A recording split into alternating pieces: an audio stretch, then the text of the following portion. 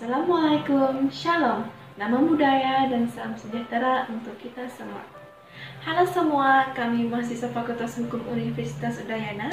Kali ini dalam rangka memenuhi tugas Ilmu Administrasi Negara yang diberikan oleh Bapak Suku Kabaresan, kami akan membawa materi mengenai Komisi Yudisial. Jadi, apa sih itu Komisi Yudisial? Komisi Yudisial atau sering disebut dengan KY adalah sebuah lembaga negara yang dibentuk berdasarkan Undang-Undang Dasar Negara Republik Indonesia tahun 1945 yang berwenang mengusulkan pengangkatan Hakim Agung dan mempunyai wewenang lain dalam rangka menjaga dan menegakkan kehormatan, keluhuran martabat, serta perilaku hakim. Komisi Yudisial merupakan lembaga negara yang bersifat mandiri dan dalam pelaksanaan wewenangnya bebas dari campur tangan atau pengaruh kekuasaan lainnya. Komisi Yudisial bertanggung jawab kepada publik melalui DPR dengan cara menerbitkan laporan tahunan dan membuka akses informasi secara lengkap dan akurat. Kemudian, bagaimana sih awal pembentukan dari Komisi Yudisial ini? Jadi, Komisi Yudisial merupakan sebuah respon dari tuntutan reformasi yang bergulir pada tahun 1998. Saat itu, salah satu dari 6 agenda reformasi yang diusung adalah penegakan supremasi hukum, penghormatan hak asasi manusia atau yang sering disebut dengan HAM, serta pemberantasan kolusi, dan nepotisme atau KKN.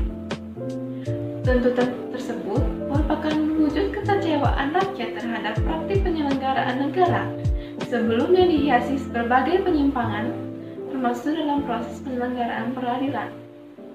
Sehingga Komisi Yudisial baru dimulai pada 9 November 2001 saat sidang tahun Majelis Permusyawaratan Rakyat Republik Indonesia mengesahkan amandemen ketiga Undang-Undang Dasar 1945.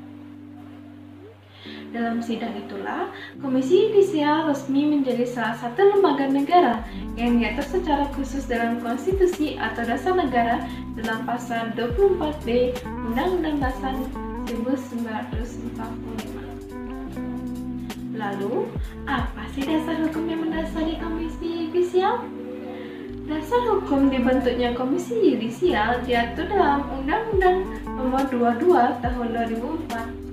Selain itu, ada pun juga undang-undang yang terkait dengan Komisi Yudisial ini, yaitu yang pertama, Pasal 24B Ayat 1 Undang-Undang Dasar Negara Republik Indonesia tahun 1945, yang isinya mengenai Komisi Yudisial bersifat mandiri, yang wewenangnya mengusulkan pengangkatan Hakim Agung dan mempunyai wewenang lain dalam rangka menjaga dan menegakkan kehormatan, keluhuran martabat, serta peradilan hakim. Kemudian yang kedua, yaitu Undang-Undang Nomor 3 Tahun 2009 tentang perubahan kedua atas Undang-Undang Nomor 14 Tahun 1985 tentang Mahkamah Agung. Kemudian yang ketiga, yaitu Undang-Undang Nomor 48 Tahun 2009 tentang kekuasaan hakim. Kemudian yang keempat, yaitu Undang-Undang Nomor 49 Tahun 2009 tentang perubahan kedua atas Undang-Undang Nomor 2 Tahun 1986 tentang peradilan umum. Kemudian yang kelima, yaitu Undang-Undang Nomor 50 Tahun 2009 tentang perubahan kedua atas Undang-Undang Nomor 7 Tahun 1989 tentang peradilan agama. Yang keenam, yaitu Undang-Undang Nomor 51 Tahun 2009 tentang perubahan kedua atas Undang-Undang Nomor 5 Tahun 1985 tentang peradilan tata usaha negara. Dan yang terakhir yaitu Undang-Undang Nomor 18 Tahun 2011 tentang perubahan atas Undang-Undang Nomor 22 Tahun 2004 tentang Komisi Yudisial. Kemudian, apa saja sih wewenang dari Komisi Yudisial? Berikut akan dijelaskan oleh rekan saya mengenai hal tersebut. Baik, itu sekian dari saya. Terima kasih. Ya, sekarang saya ingin menjelaskan tentang kewenangan Komisi Yudisial. Komisi Yudisial itu dibentuk sebagai hasil amandemen Undang-Undang Dasar 1945. Awal mula keberadaan Komisi Yudisial dimulai pada saat pengesahan dan penetapan amandemen ketiga UUD 1945 pada tahun 2001. Keberadaan Komisi Yudisial merupakan perwujudan prinsip checks and balance, yaitu bertindak selaku pengawas eksternal Mahkamah Agung. Menurut pasal 24D UUD NRI 1945, Komisi Yudisial bersifat mandiri yang berwenang mengusulkan pengangkatan hakim agung dan mempunyai wewenang lain dalam rangka menjaga dan menegakkan kehormatan, keluruhan martabat, serta perilaku hakim. Agar pelaksanaan dua kewenangan yang diatur di dalam pasal 24B ayat 1 UUD 1945 bisa berjalan dengan baik, maka tahun 2004 DPR kemudian telah mengesahkan Undang-Undang tentang Komisi Yudisial, yaitu Undang-Undang Nomor 22 Tahun 2004. Namun pada tahun 2011, lewat perubahan Undang-Undang Nomor 22 Tahun 2004 tentang Komisi Yudisial, kewenangan Komisi Yudisial kembali bertambah. Beberapa pasal yang terdapat dalam UUD perubahan Komisi Yudisial yang diberi nama Undang-Undang Nomor 18 Tahun 2011 tentang perubahan atas Undang-Undang Nomor 22 2004 tentang Komisi Yudisial secara tegas memperkuat kewenangan Komisi Yudisial. Sesuai pasal 13 Undang-Undang Nomor 18 Tahun 2011 tentang perubahan atas Undang-Undang Nomor 22 Tahun 2004 tentang Komisi Yudisial, adapun Komisi Yudisial memiliki wewenang sebagai berikut. 1. Mengusulkan pengangkatan hakim agung dan hakim di Mahkamah Agung kepada DPR untuk mendapatkan persetujuan. 2. Menjaga dan penegakan kehormatan, keluruhan martabat serta perilaku hakim. 3. Menetapkan kode etik dan atau pedoman perilaku hakim bersama-sama dengan Mahkamah Agung. 4. Menjaga dan menegakkan pelaksanaan kode etik atau pedoman perilaku hakim dengan ketentuan pasal 20 Undang-Undang Nomor 18 Tahun 2011 yang menyatakan 1. Dalam rangka menjaga dan menegakkan kehormatan, keluruhan martabat serta perilaku hakim, Komisi Yudisial mempunyai tugas, yaitu A. Melakukan pemantauan dan pengawasan terhadap perilaku hakim, dan B. Menerima laporan dari masyarakat berkaitan dengan pelanggaran kode etik dan atau maupun pedoman perilaku hakim. 3. Melakukan verifikasi, klarifikasi, dan investigasi terhadap laporan dan pelanggaran kode etik dan atau pedoman perilaku hakim secara tertutup. 4. Memutuskan benar tidaknya laporan dengan pelanggaran kode etik dan atau pedoman perilaku hakim. Dan 5.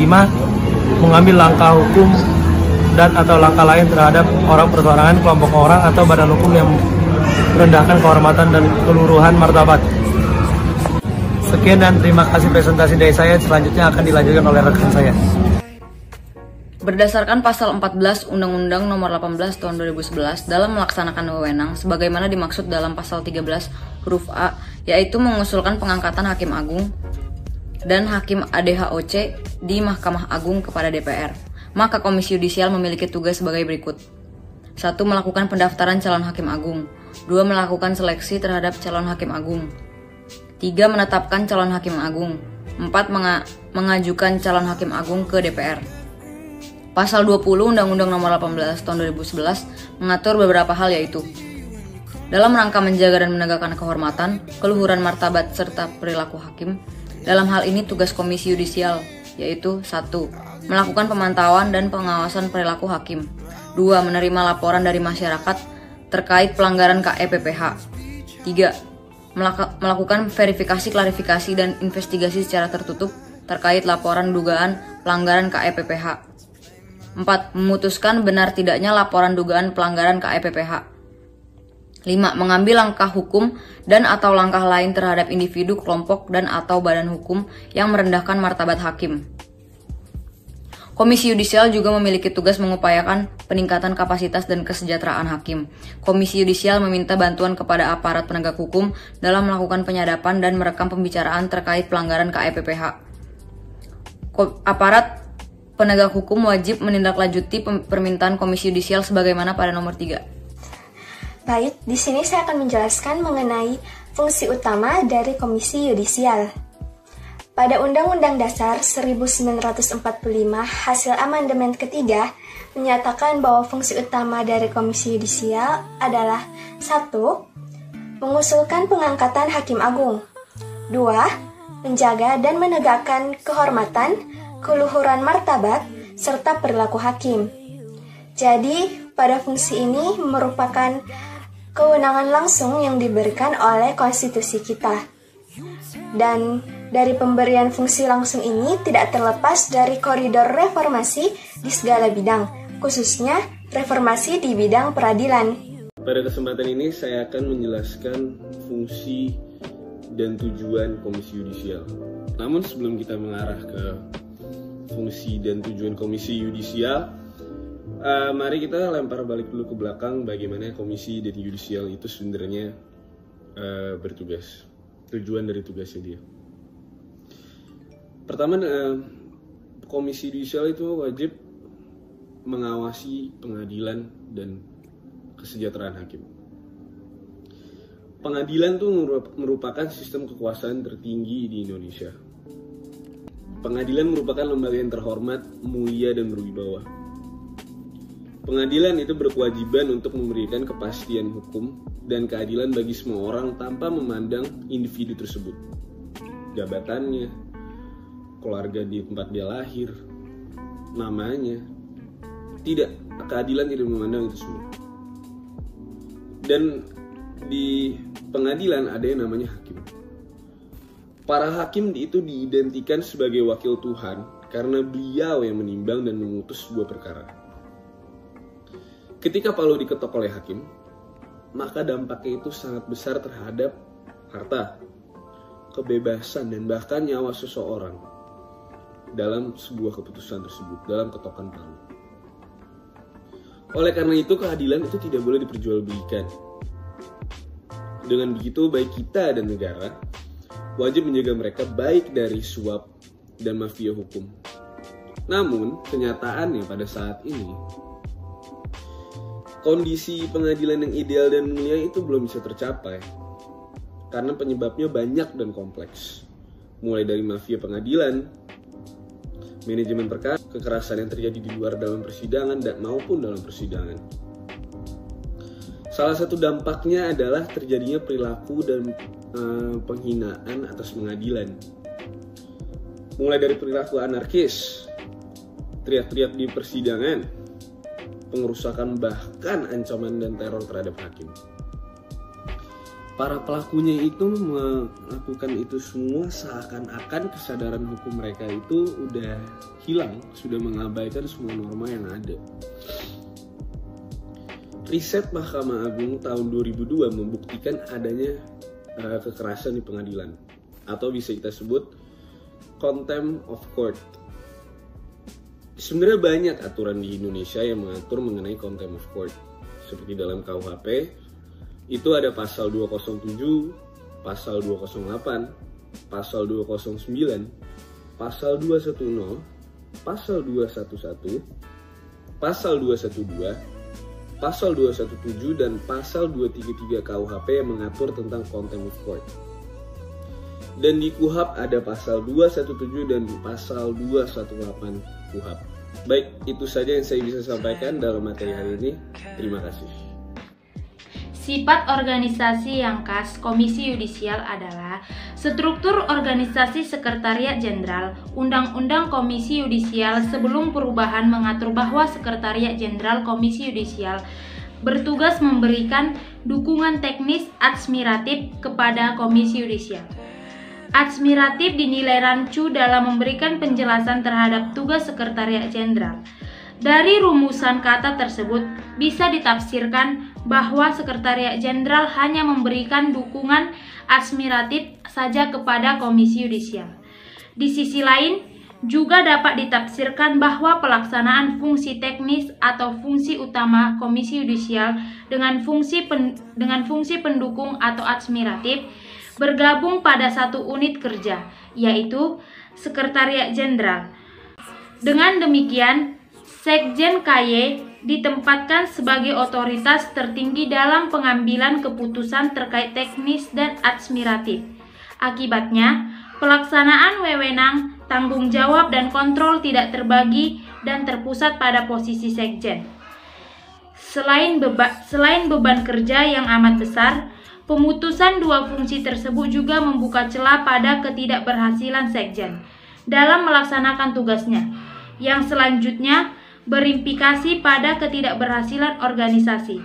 Di samping itu, ketidakjelasan pelaksanaan dua fungsi tersebut menyulitkan Komisi Yudisial dalam menerjemahkan struktur yang ada di bawah Sekretariat Jenderal, sehingga unit yang melaksanakan fungsi utama tidak dapat dibedakan dengan unit pendukung administratif.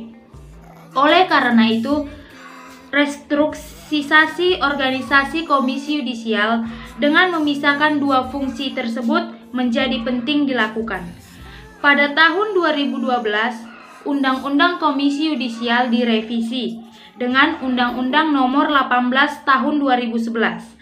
Undang-undang perubahan ini sebenarnya tidak mengubah banyak struktur organisasi Komisi Yudisial, khususnya struktur pada Sekretariat Jenderal Komisi Yudisial. Undang-Undang Nomor 18 Tahun 2011 menyebutkan bahwa Sekretariat Jenderal memiliki tugas memberikan dukungan administratif dan teknis operasional kepada Komisi Yudisial.